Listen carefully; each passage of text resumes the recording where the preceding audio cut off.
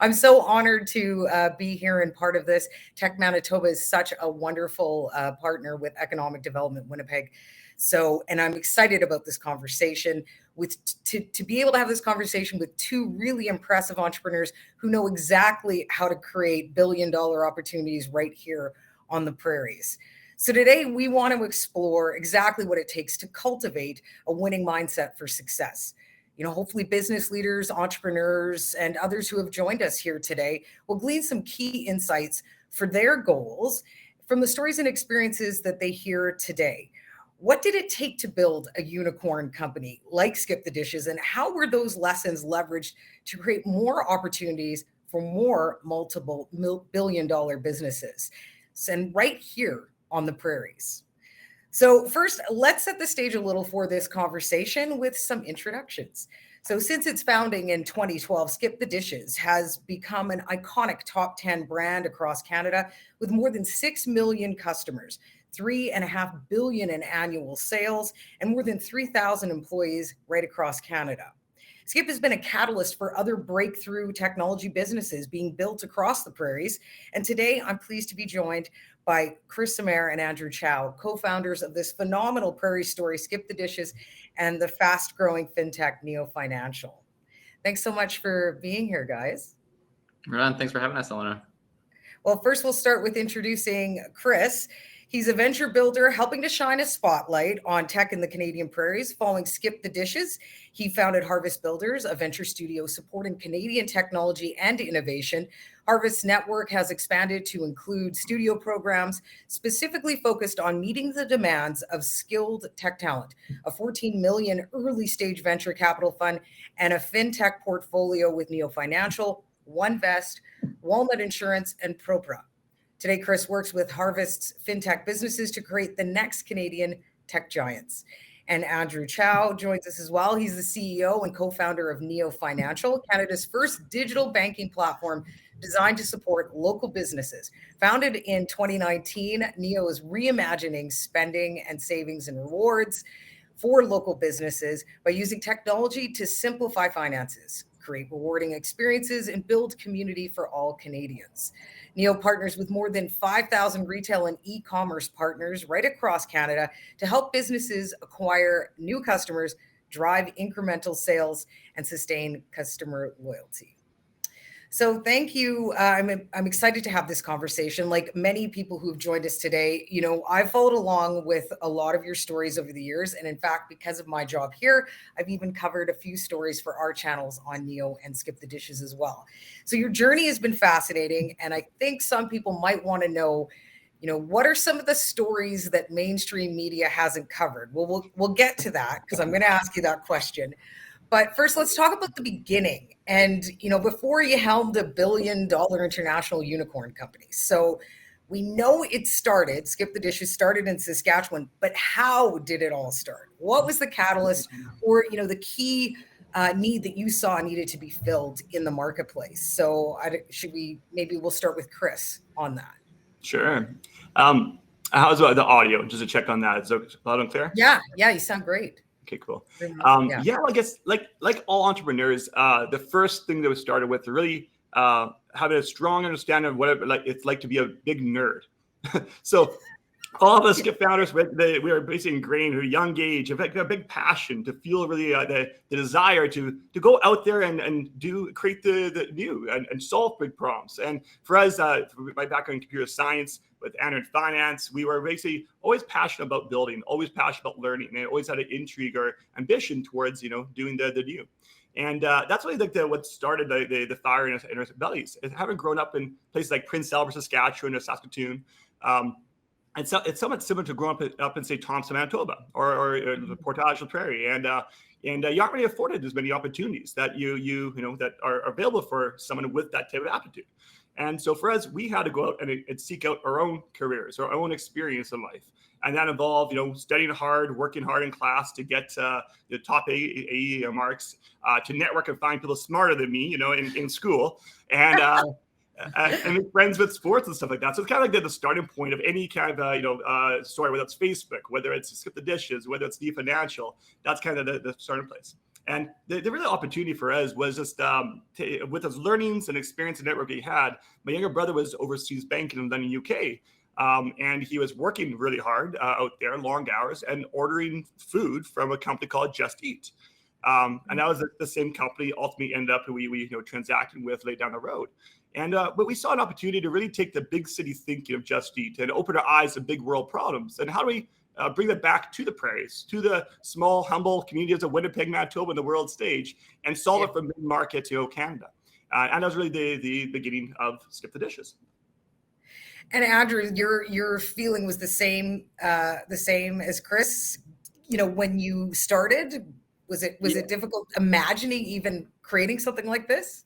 Well, I mean, for those of you who have done any forecasts, or you sort of imagine, I mean, the day-to-day when you're at the very, very beginning, you're just trying to survive, right? It's just, you are doing whatever you possibly can.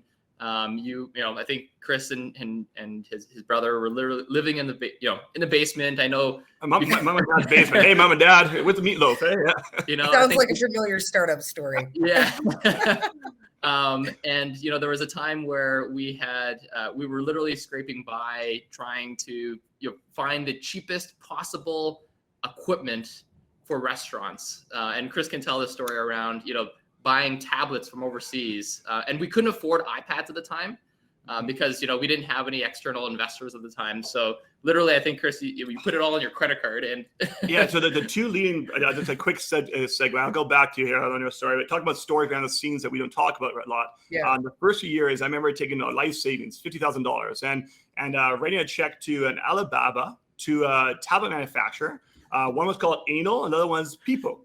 And the two tablets. And so they was like, great. I was like, please come back. Like, don't take my money, Luckily, they showed up. Now, we did the next phase of quality control. And that was basically me going to every plugin in my house, like literally 100 plugins, and plugging in, and about half of them blowing up in my face.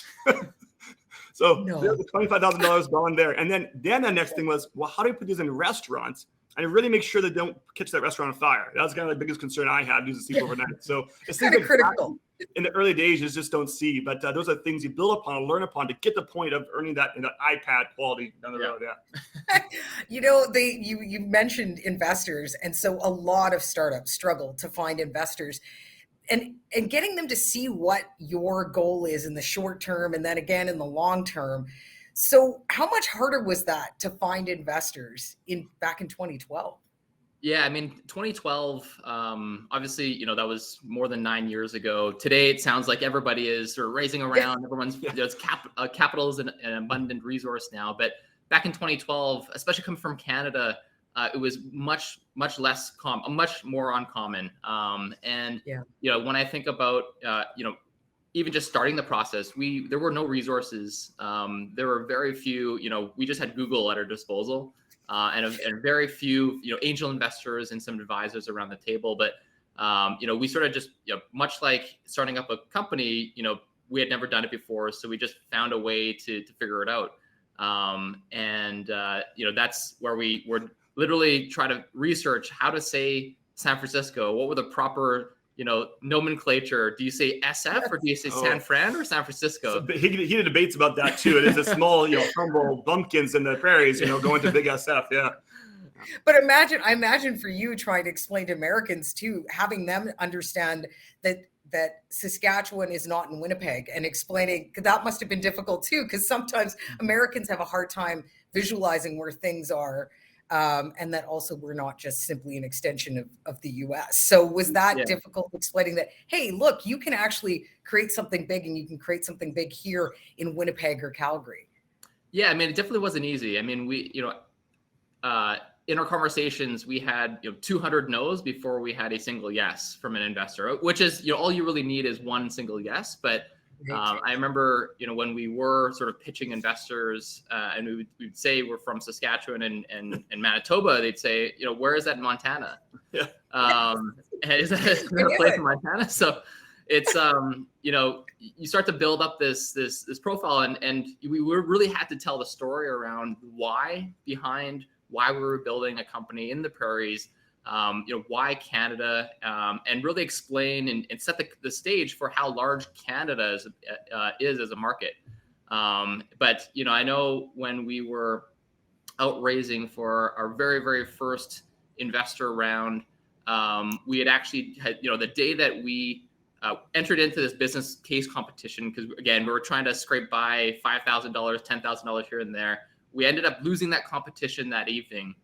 Yeah. That same evening, one of our largest competitors, DoorDash, had raised $25 million that day.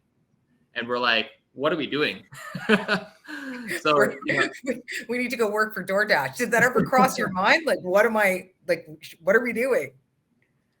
Yeah, I mean, it's when we had started Skip, and over the years we had kept a tally on an Excel sheet of every single food delivery player in North America. That list was over 120 different players. Today, I think that's down to 3. And it's, for us, we sort of tracked it over time. But it sort of goes to show, when we think about building a company, whether it's Skip, whether it's financial, whether it's all the companies that Harvest, it's really around that perseverance, and that comes down to execution at the end of the day. Yeah.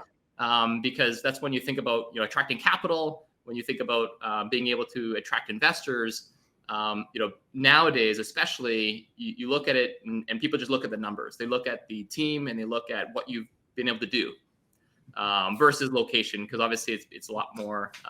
I just one of the things we also learned along the way is that at first we started out trying to mimic our counterparts at MIT, Stanford, Harvard. Right. We worked alongside people, competed alongside sports and stuff, and we thought that was like the standard. And if anything, we're going with the stream and trying to resemble that. Now that, as if you think about it, we aren't from there. We're from Winnipeg, and we're talking to an investor about why build a place in the middle of winter in North America. They're saying, well, why? Now, for us, we learned along the way to how to change that, that disadvantage or that kind of thing we're trying to hide towards more of a strength. They're saying, well, why not? So, when everyone's going upstream or downstream with going to DoorDashes in, say, New York and and San Francisco, Uber Eats is also launching Toronto first. Well, that's very expensive. And you say, well, look, there's a very entrepreneurial, very frugal culture here in Winnipeg. And if we can perfect food delivery in the middle of winter with people skating to work, I mean, think about it. It's pretty easy to solve New York afterwards and start clicking. It's like, oh, wow. So then you start looking at economics, the numbers start making sense. It's like, wow, these guys are basically the cockroach is going to come out of winter and conquer North America. And that story was really compelling. I love the cockroach analogy, actually, something like that too. So. Yeah. Okay. So, we've seen media stories about your start and your rise. You've touched on a little bit, but I know there's some stories people have not heard yet. So in fact, I understand there's a good sort of failing forward story that has to do with a favorite donut shop here in Winnipeg. Oh, donuts. Sorry. I just got goosebumps. Sorry. This is bloody now. Oh. So I don't know if everyone in the audience has heard this story, but can you tell us sort of how it failed forward and what you learned from it? Yeah, I'll take that one. You jump in. I live and breathe this one. I literally for a few days, a few nights. So it's a classic startup story when you're going through the rungs of trying to build teams, add people to your teams, brand new. A lot of people haven't done a job before.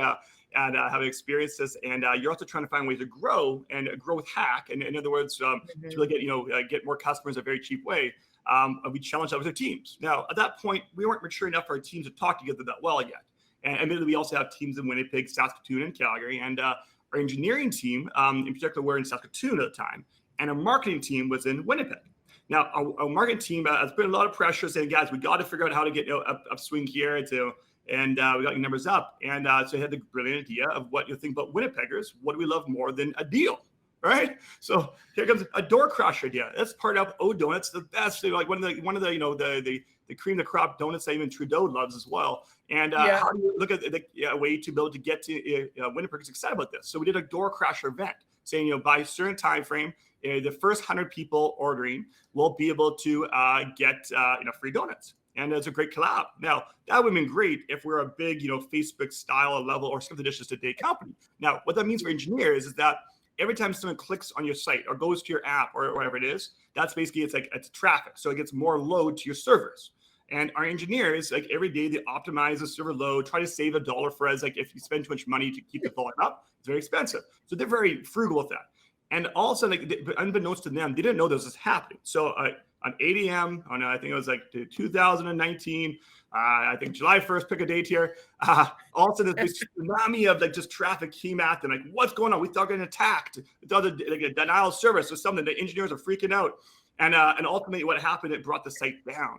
And then, as you imagine, a lot of upset or hangry Winnipeggers resulted from that. And we learned a lot of mistakes. Yeah. I bet. But so, Andrew, did anything come out of that?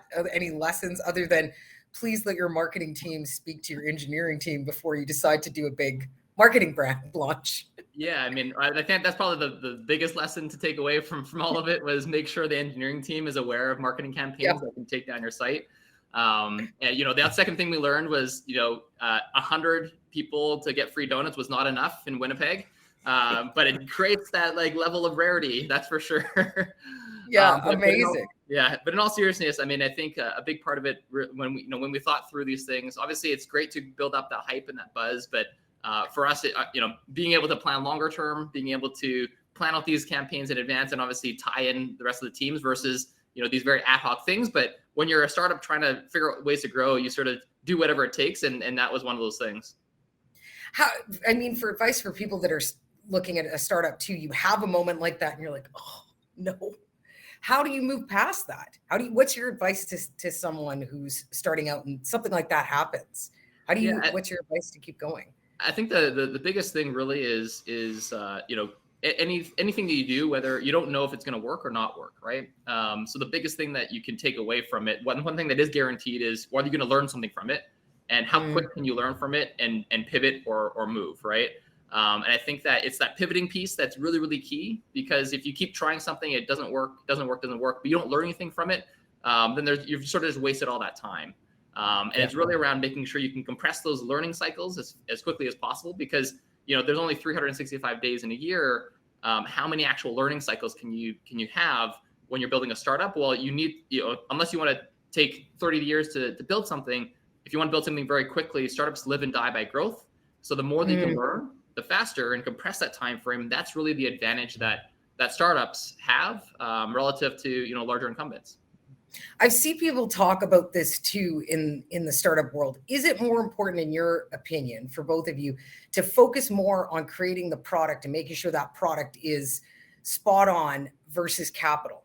Or is it all happening at the same time? Or does it have to? Yeah, maybe I can take this one. Yeah. It's I'll take Neil Financial as an example. It's a bit different in the sense of it's financial services versus Skip, where it's food delivery. And there's usually a level, a minimum bar or threshold in terms of safety, security, credibility, and so on. So being able to bootstrap, a building a bank, doesn't quite work, because you need sort of a certain level of, security, for example. Right. You need a certain level of product in order to get up and running into the market. You need licensing and regulation and so on. So it really depends on the type of business that you're building. And the startup that you're getting into, but the mentality of taking things in increments, learning as quickly as possible, doing MVPs wherever possible, and again, I'm using a lot of startup cliches, but they are true to some extent within that scope. But capital versus product. I mean, product always sort of at the end of the day wins, but capital is what feeds that, because you need to hire individuals. But in order to get capital, you need product, you need traction and growth. So it's sort of this virtuous cycle where you can't just rely on one thing and not have people. You can't just have people and not have the product or the traction to show for it.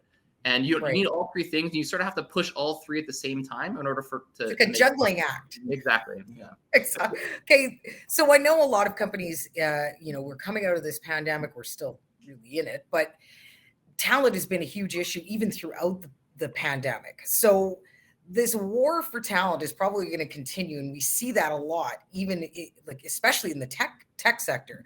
So what is your tech talent acquisition approach? I don't know if Chris wants to. I'll take one. That's Harvest DNA. So if you think about the origins of why Harvest, why Neo, and why we work alongside each other, again, it's as entrepreneurs, each time you achieve a milestone, we always raise the bar higher. And in this case, banking's more ambitious, the food delivery side. And what we learned through dishes is many lessons, many failures. And what you want to do is really to take advantage of that, capitalize on those learnings and the playbooks we have of building, in the prairies here and the unique nuances of it or the disadvantages of it, and make it a more competitive strength. So what Harvest is basically to take those learnings, especially on the talent side, and go deep there. So we continue to work with the Manitoba from an immigration standpoint, key success with dishes, or working now broader across the prairies with all 13 schools here in the prairies and amassing 7 million people. And then looking broad across Canada, how we start plugging in, between these prairies and like the Torontos and Vancouver's of big, investment capitals. So really what we do there for talent is we do a few key programs. One is the immigration side. So partnerships with government and with even go as far as building out apartments. So when people land, we have someone pick them up at the airport, a welcome package, really to handhold that first step to help de-risk it so that someone's moving on the world, it reduces anxiety and makes them focus on the job at hand. Two things like building out a school. So Harvest now has an incubator. It's a Build Pursuit Academy that we work with partners like NEO or universities and other organizations to allow for programming, real hands-on programming applied by the company that allows for a funnel of talent coming through the program for free and placement and job creation. Even to a white glove recruitment service to make sure that we have people, white gloving senior executives coming and flying in from big cities into the smaller cities and make sure that their experience is curated. Those are things that it's really about having an obsession, a relentless focus on talent is underpins any company, whether it's small, big, large. Investors invest in people at the early stage and later on, and that's kind of really what underpins the starting of a company. Without that, you just have an idea and you're great, a lot of money. That's it. Yeah. How do you keep the talent motivated? The whole environment can be quite obviously, as you mentioned, quite competitive. It's aggressive at times in the sense that you're constantly trying to raise the bar, right? So how do you keep, once you get that talent here, how do you keep them motivated and focused? Yeah, I think motivation is obviously key, and everyone that joins NEO, for example, needs to be aligned with where we're heading as a company. And I think when we have that shared ambition of being able to reach every single Canadian with NEO sort of on their phones, in their pockets, if you have that sort of long-term ambition and everyone is aligned to that, then it's really a matter of, well, how do we keep people motivated? Well, how are we progressing towards that mission and vision? And ensuring that we have obviously little wins along the way, but of course still have that long-term picture in mind, because it's not easy from day to day, right? There's a lot of the peaks and valleys, there's wins, there's losses, there's long nights sometimes. It's just a matter of, but you sort of do what it takes to get to that long-term goal. And making sure that people have a broader reason of, how do we help Canadians save $300 a year in fees, because the banks are one of the most profitable sort of institutions in Canada, let alone the entire world. And how do we actually chip away at that and increase competition here in Canada rather than have a monopoly with the big five banks? It's really around aligning people on that mission and driving towards that. And of course, along the way, be able to build things that, myself, Chris, yourself, everyone here can actually use and feel and touch, as well as, if someone does part ways with our company, you can watch it grow and flourish, and it can outlast all of us. How do we build an iconic brand here in Canada? And that's really around how we motivate folks at NEO. Yeah. Is that the same thing for you, Chris, in the sense that a lot of, I think about a younger generation coming up, and they really are focused on purpose with a company. They want to know that they're building something great together and they're part of it. Do you find that is a big motivator as well? Well, I go as far as saying that all humans are focused on purpose. And what's we're very fortunate of in Canada, especially, is we've had more. Every generation has become more and more entitled, because of the previous generation of like what we've done to pave the way. Thinking back, 400 years ago, like the Hudson Bay coming across Canada, of course, I mean, before that, Indigenous populations here too has allowed for immigrants to come here. That each layer paves the way for the future generations. So it's no wonder as humans we get to a point of it's like it takes for granted, they expect it. It's like, hey, well, I mean, I have any job I want, I can work remote. Yeah. So what separates entrepreneurs or like creating building their own businesses from like everyday jobs is quite distinctive though. There only will be a niche of people who really have upon themselves to go through the rungs of failing, and it's a very failing is kind of it's almost this dichotomous word that people want to jump in a role, get big paychecks, live on a beach, work remote. But then where's the failure part of that, right? Because they're saying like, hey, I want to go through, grind, don't worry about money, and I want to solve big problems and maybe get paid at the end of the day. Quite different. So what it highlights now is more need for entrepreneurialism. Now, that's also make our generations more lazy inherently. So immigration is a big part of this to get, that mindset of people who really value this as well. Now, the other side of it too is when it comes to remote work, what's interesting dilemma we have right now, especially younger generations, Gen Zs graduating from school. Imagine working your first job remote, imagine going to school remote, work for your first job remote, and also all like the seniors who want to retire want to go remote. They don't want to be in the office. They want to not commute.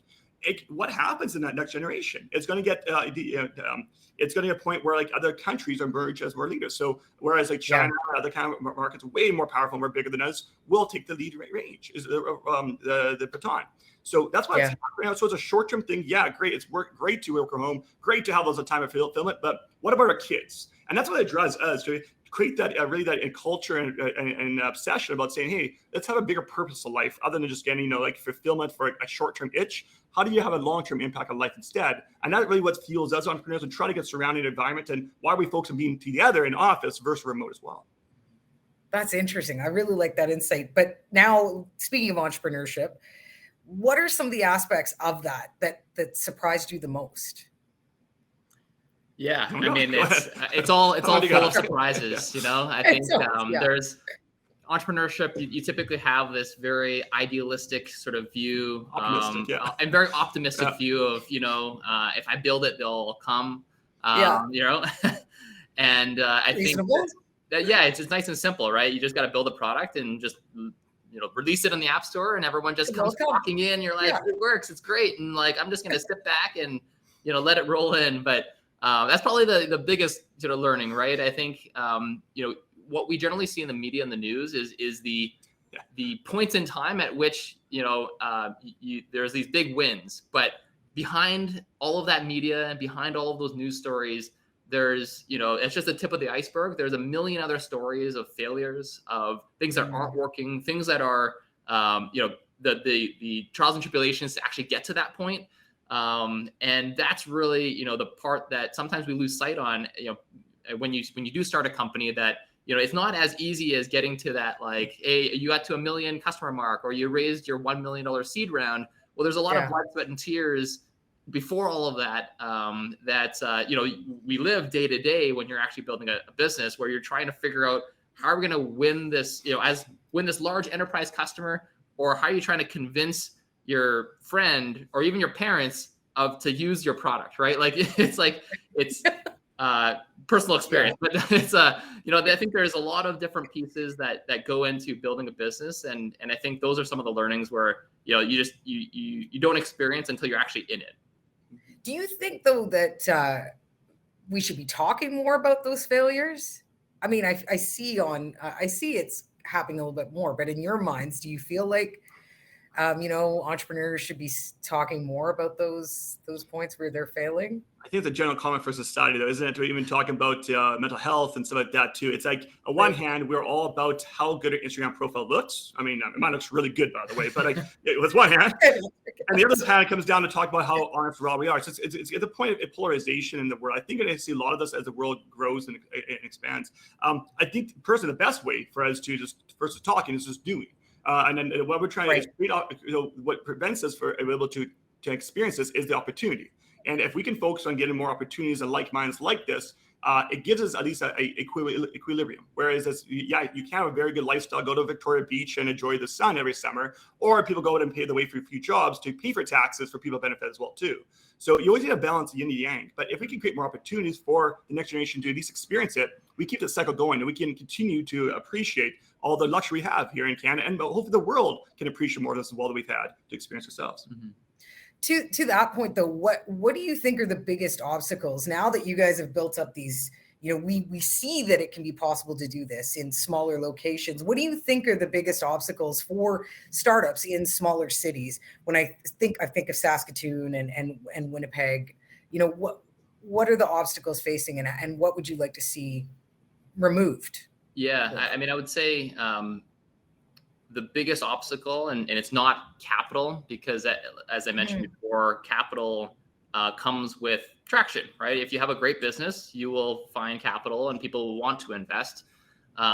In reality, it's more around the talent, and it's not necessarily like talent of, that we don't have great people that are really smart and analytical or great engineers here. Mm-hmm. It's more around the talent related to the culture of building companies. And I think that's really, that's what we need to continue building up. And to Chris's point around ensuring that people have that perseverance and that grit, and they want to build something, right? Because there are people who, just want to work a 9 to 5 and that's it, and just, and focus on other things. Well, how do we build up more people who are more entrepreneurial, who want to take that leap of faith, who want to leave that cozy Google job, for example, and start their own company? But if they don't want to start their own company, go and work for a startup based in the Prairies. They want to move back home, whatever it might be, but they want to help contribute and build something. And yes, it might not be you might not earn your Google salary, but you get to be a part of something as well. So that's that's really what we need more of when we think about these pieces. I think that's a core part of the foundation for building more companies in the Prairies, which I know Harvest is contributing towards. Obviously, companies like Neo and others, where we just need that foundation to build up that culture of wanting to build. Mm-hmm. I'm gonna go to another question, but I want to maybe put it out to the audience if they have any questions for you as well. So if you have any questions, put them in the chat. I am looking, but I did want to ask, because I'd be remiss, because I work for Economic Development Winnipeg, not to ask this. But what do you think are some of the advantages for creating a startup in a city like Winnipeg? Yeah, well, living there for like 6 years of my life, the underlying foundational aspect of every company is people, at the end of the day. And it really is a global war. So being in Toronto is actually, I argue, a little harder nowadays and age, being there's so much investment happening in Toronto. So what Winnipeg has, any of these mid-markets, even Calgary right now too, where we can benefit really, especially the next few years, in terms of having the topple effect, like the spillover from the saturated markets. So if we position Winnipeg as that a place that you can start a business more cost effectively, you have a very strong talent pool. All of Canadian cities and universities are very strong globally. You can tap into that. That creates a good foundation entrepreneur to not have to worry about trying to fight, poach against Google and Amazon, to focus on basic principles that underline a business. What we lack, though, in Winnipeg and Saskatoons and Calgary, the world, is a world exposure, though. And there is almost, I see, it's interesting from universities and government, a tendency to really try to hold on your grads, or really hold on talent, keep it locally and don't let people move away. Where actually for us, I mean, the only reason why we were able to start companies is because we left, came back, and we had the chip on our shoulders. So the more that we can get people out of the way, say, hey, don't stay here, get out of here, and bring other people in, it cycles a generation. It gets a little more fluid. So I encourage us to think more, how does UDW and Winnipeg play a role in terms of position worldwide as a place to build businesses? Now, we had very good success at Skip the Dishes. It was partnering up with Winnipeg, EDW, and political side too, about creating pathways, especially in Brazil, Mexico, Colombia, other places, and we went to France and Spain too, and create this, the Canadian brands have really good, strong reputation. And Winnipeg is a really good place to grow and live, especially as an immigrant, coming to a new city, very multicultural diverse. And so it's things like that immigrants and talent worldwide look for. So there are a lot of competitive advantages if you connect the dots to the value side. I wonder if that is helpful too for Winnipeg. Having been in another city, I know, they were desperately trying to bring in new immigrants, but they didn't have already preset large communities that could, and you mentioned this earlier, that you could, they have a touch point, and that encourages them to stay too, because they have someone else or they have connections within their own cultural communities. Is that a benefit as well? Yeah, no, I mean, I think when we, even when we think about for Skip, when we did, think about international recruitment, we had internal WhatsApp groups just around the community. When we actually onboard individuals, how do we ensure they're they get to know the city, they get to know the different groups, and of course the different individuals within the company that have gone through that exact same process. We've obviously built a lot of these processes internally throughout our companies. And it's really around how do we involve the community and the broader other organizations to ensure that we can have that seamless onboarding and make, whether it's Winnipeg, whether it's Prairies, the place to come to not only raise a family, but also be able to work on meaningful work as well. So,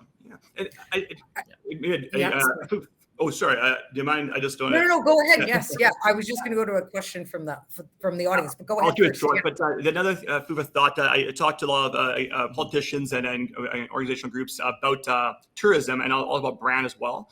So brand image is very important on the global stage. So if you think about, first thing comes to mind, you say Calgary. What do you think about?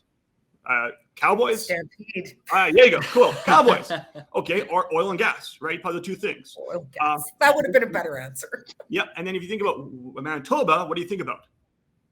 Polar bears. I see every WestJet ad you go towards. I was going to say agriculture. Okay. If you think about every other immigrant coming through, they all see polar bear images. So it's very interesting to think about too. Then you see snow. So which is probably true. But you ask a Winnipegger, ask a Calgarian, what did they think about the city? And you go talk to the Forks, talk about the museums, art, the culinary experience, the art music, and stuff like that. But that's not right. How do you broadcast that more? Now, those are the things that top town in the world who can afford, luxury lifestyle really value. And it's one thing about Winnipeggers too. We just don't boast enough. You don't talk about the good things. I agree. But if you could flip that conversation and just think about comparatively this city and the market, there's a lot of advantage to it for people who appreciate those luxuries. And so it's just even brand positioning can go a long way to create that top talent to create next building opportunity as well. There's some really interesting questions here. I really want to get to all of them. So first one, this is from Simair Gupta. What is the biggest challenge you faced when you started to scale up? Who wants to take that one? You want to go? I can go against, man. Well, I mean, for Skip, every experience is different. For us, literally, it was about getting sleep or eating, affording. We had no money. I was living. My brother and I were sharing a room. I was in a closet. Somebody would sleep under the bed, sleep on top of the bed. That was for about 6 months. And Wolsey is a hole in the roof and stuff. So scale up. For us, we didn't have money and growing up. And Skip the Dishes is quite different than Neo, the banking side, of course. So it's that's the experience for us. The challenge was just literally about surviving another day. So we'd.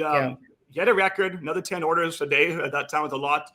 We get the money in a bank account the next day, go to the used place in an exchange district, get another a chair without a back, a broken chair, get a monitor, old monitor like a Clunk or CRTs, put it in place, get another person hired, and get another record. So you just rinse, repeat that on stop because it's so hard to get investors. So that's kind of the challenge at the time was getting people, getting money, funding, everything was. And then as it grew and scale massively from 300 to 3,000 people, it's about now establishing partnerships with government, with universities, getting that processes, getting a more brand image reputation worldwide. So it gets bigger and bigger challenges and bigger ways to affect that. Yeah, and I think one of the go ahead. Sorry. One of the pieces, even when we think about that scale up, the startup and the scale up stage, is as you become more scale up and larger, how do you continue to have some of those characteristics and traits in the early days as well as you scale and get larger, right? Because as you get larger, as you get investment, you raise $5 million. It's like, we have money now. We're like, well, no, we just added 50 people. It's you don't really mentality, right? And even when you think about those original stories of,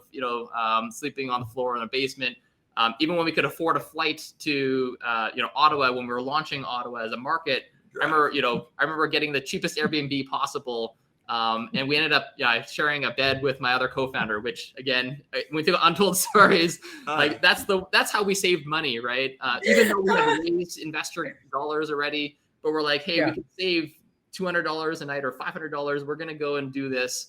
And by the way, it was shared with another person at the Airbnb too. So, it's maintaining that culture of grit and that startup mentality, because that's really the only advantage you have as a startup, right? It's that speed and that grit. Because once you turn into an organization that it is slow, that is not as nimble, money, exactly, then you sort of lose your main advantage. Absolutely. So this is a talent focused question, which I think is a great one. Are there any Indigenous focus? Is there an Indigenous focus on training and recruitment, since it's such a big demographic that continues to grow? Cool. My brother's company, Pivot Furniture in Saskatoon, they have a lot of partnerships up north with the lumber industry of the Indigenous communities. It's key for them, for example. And I worked at Cameco, a uranium mine in Saskatchewan before, again, northern communities. Manitoba, very similar, of course, too. And what we found, interesting enough, when it came to Indigenous groups and certain groups, some were more accessible and easier than others. We found that there's still barriers in terms of accessibility or even desire to join as well. So we didn't have tremendous success, admittedly, but we were always continuing to try and find ways. But over time, as we matured and grew, then we started getting tapped into those markets. And we're proud. The fact that when I left Skip the Dishes, we had 23 languages spoken and dialects and stuff in the teams. It's pretty cool, pretty diverse. And Winnipeg, for that matter, is very competitive that lens to have the diverse perspective. Well, and I think I just know from our experience here at Economic Development Winnipeg, there are quite a few companies that are moving into this space. They're Indigenous led. I think of Atomic, just off the top of my head, that is sort of working with companies to try and engage that group. So are there plans then for you guys to build more partnerships to hire Indigenous? Oh, I absolutely. So I'm talking more the condensed 10 years of conversation there. So the early offset is just fair enough. We couldn't afford to even train ourselves, right? So we couldn't do the start. But as we got further down the road, we went from 300 to 3,000 people in 1 year. We tapped into every group, and we worked with a lot of the school academia. I'm talking colleges, even like diplomas as well, were key for us. And we had a lot of entry roles as well as more professional senior roles too. So it created tremendous pathways for people to get in to get the experience and then grow into more roles like product engineering afterwards. So I can't speak at length here, but that was a key facet for us. I'd say could be more. Absolutely, there could be more. I think this is a more complex problem in hand. I live and breathe that. It's like half, as reserves around as well too. But it's one that we had to focus on. It's not only Indigenous communities. I'd say even new immigrants and minorities as well. If we can unlock that, think about this here too. That if we can unlock those minorities in a small city like Winnipeg, think about the tremendous value it provides, right? Now, and think about unlocking Winnipeg on the Canadian stage, rather than Toronto, Vancouver leading the charge in technology, and Winnipeg provides a lead. Well, we have half of Canada now unlocked in mid-markets. Now, if Canada can stick the world stage and help as well, then you think about the compounding effect. If you just start small, it adds up in the world stage over time. Well, and research has shown that diversity, not just diversity in groups and your workforce, but diversity of thought is what actually can improve your bottom line, right? Down the line. There is another question around this sort of idea. What ideas do you have for schools to cultivate a more entrepreneurial mindset among students? That's a great question. It's a great question. I think, I've thought about this quite a bit as well, because we ran into, obviously talent is such a big thing. And you hear about a lot of different programs saying, oh, we're just going to graduate more engineers, or we're going to try to diversify the workforce with more sort of gender equality on software engineering. But there's only 5 to 10% of engineering grads that are female, for example. So how do you start a lot earlier in that process for individuals to actually join sort of engineering roles in the first place, as an example? But when I think about building more entrepreneur culture in schools, I think it's really around exposure at the end of the day. Because I remember when I went to school early on, I didn't know what else was out there outside of, I went to school in Saskatchewan, right? So I didn't really, Toronto seemed like a massive, massive city, and I never really knew that Toronto was actually small in the relative scheme of the world. Scope of things, yeah. But whereas if you're born in San Francisco, you go to school in San Francisco, your friend or your friend's friend knows someone who's at Facebook, or they know someone who started a company. And you get a lot more sort of this network effect of people just talking about startups and building your own company. So you're exposed to it a lot more, and it seems more normal.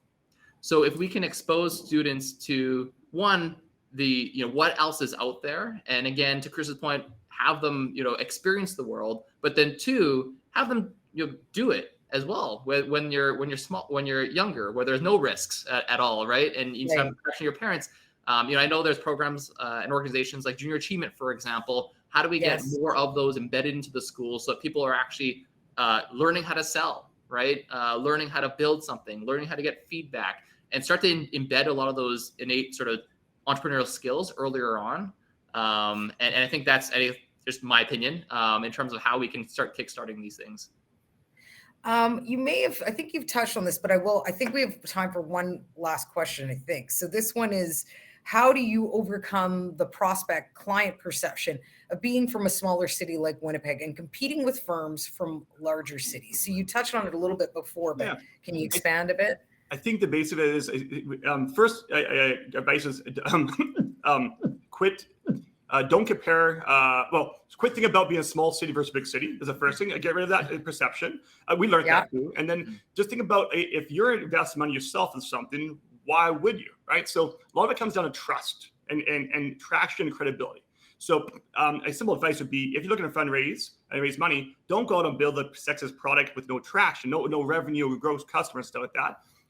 First, talk to your investors. Say, hey, here's our team. Here's what we're set up to do. Here's why we're the team to do it. And saying, here's what we're going to do, and come back to you with proof afterwards. So, I mean, think about an investor in New York, San Francisco. They don't really care where it is, but so long as you're able to demonstrate trust, credibility in what you say. So if you tell them you're going to go deliver against this, say, hey, if I deliver against this, would be very attractive to you? Absolutely. That's why wouldn't I from a financial standpoint? Okay, great. Come back to you next time and overbeat it. And just like, here you go. Then what would you do as an investor? So it's even simple things like that. That's the underpins of traction, credibility. And it doesn't matter where you are in life, especially nowadays more than ever. With Skip the Dishes, it showed that you can build opportunities in the prairies. People don't question that anymore. It comes down to, are you the team to invest in, and what have you done today to prove it?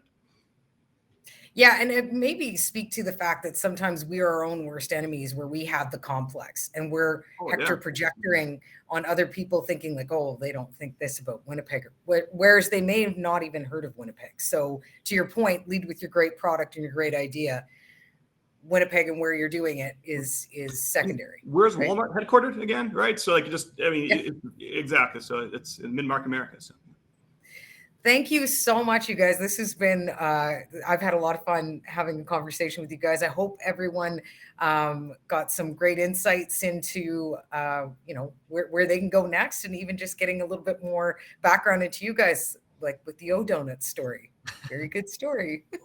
I will turn it over now to Tech Manitoba's CEO, Kelly Furnell, to wrap up the program. Thanks, guys. Thanks for having us.